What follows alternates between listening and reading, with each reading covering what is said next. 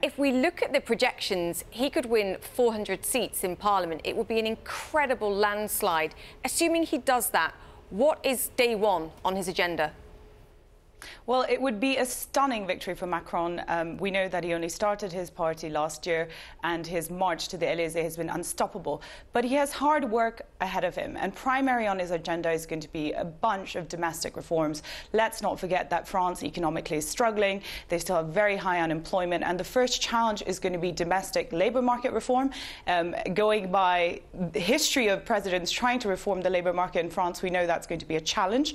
And aside from the domestic challenges he faces, of course, he also faces a lot of challenges on the European stage and the shifting geopolitics of Europe and its neighbourhood. So Macron there are very high expectations for him to deliver, both domestically and abroad, so he can't rest on his laurels of victory just yet. So assuming that he gets that huge win in the Parliament, and you talk about what's on his agenda, do you think he'll be able to execute on his plan?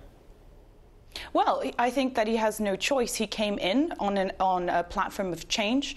He himself, having been the economy minister for the Parti Socialiste, who now he obviously disassociated himself with, believes that these kind of liberal market reforms are necessary in France.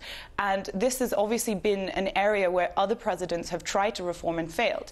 But I think that Macron is obviously in a position where he has an advantage given the huge majority he will have in Parliament. And if he doesn't reform, if he is unable to turn around the economic fortunes of France, the bigger question then is what happens in the next election in 2022, because let's not forget that Marine Le Pen, even though Front National is not going to do very well in the Assemblée Nationale, still won millions of votes in the first round of the presidential. So there's a lot of anger and discontentment, which if Macron is not successful in his economic program, could certainly come back to haunt him 5 years down the line.